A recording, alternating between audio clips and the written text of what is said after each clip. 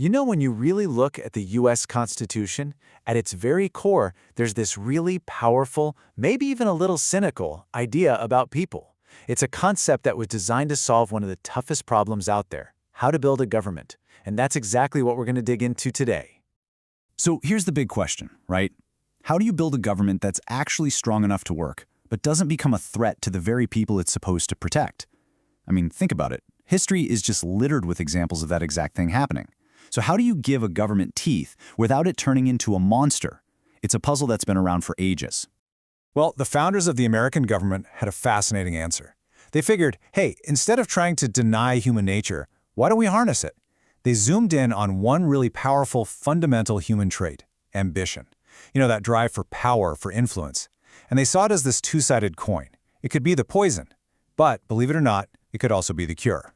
And this is where it all clicks into place. Here's the big idea, straight from James Madison in the famous Federalist Paper number 51. This one sentence, this is basically the engine driving the whole system. The idea wasn't to find perfect, angelic leaders. Nope. The goal was to build a system that just assumes people in power will be ambitious and look out for themselves. Okay, so let's break that down.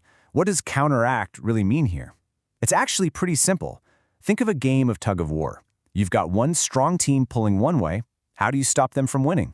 Well, you get an equally strong team pulling the exact opposite way. The forces cancel each other out, right?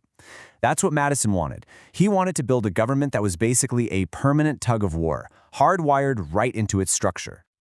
Now, you have to understand, this was a huge shift in thinking. I mean, the old way was to try and fight ambition, right? To just hope and pray you'd find these perfectly virtuous leaders who wouldn't be tempted by power. But this new idea was way more realistic. It was all about channeling that ambition. Instead of fighting human nature, you make it fight itself. You pit the ambition of one part of the government against the ambition of another. It's brilliant, really. You use the thing you're afraid of as its own check.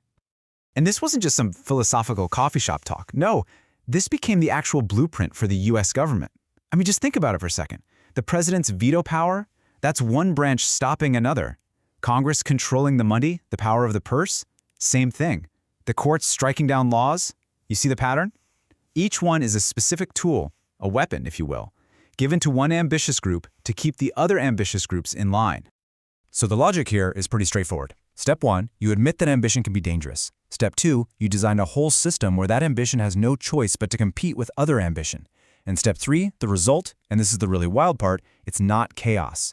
The big paradox is that all this built-in conflict, all this friction, actually makes the government stronger and more stable. It makes it much harder for any one part to take over. All right, so that makes sense, right? The system is designed to check itself from the inside. The different branches are always keeping an eye on each other. But that brings up a huge question, a really big one. What happens if the entire government, all the branches working together, starts to go off the rails?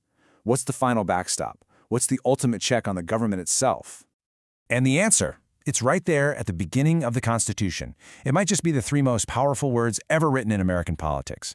The ultimate check on government power doesn't come from inside the government, it comes from the outside. It's us, the citizens. This whole incredible structure with all its clever checks and balances.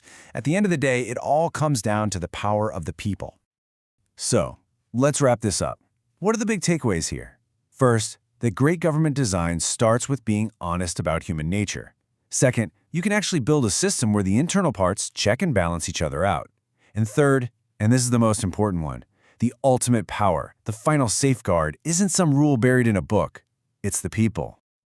And all of this leaves us with a really important question for right now, for today. I mean, this blueprint is over 200 years old. Does it still work? In our world of intense political division and 24/7 social media, can a system that was built to channel ambition still protect us when that ambition gets supercharged? It's definitely something to think about. Thanks for joining me for this one.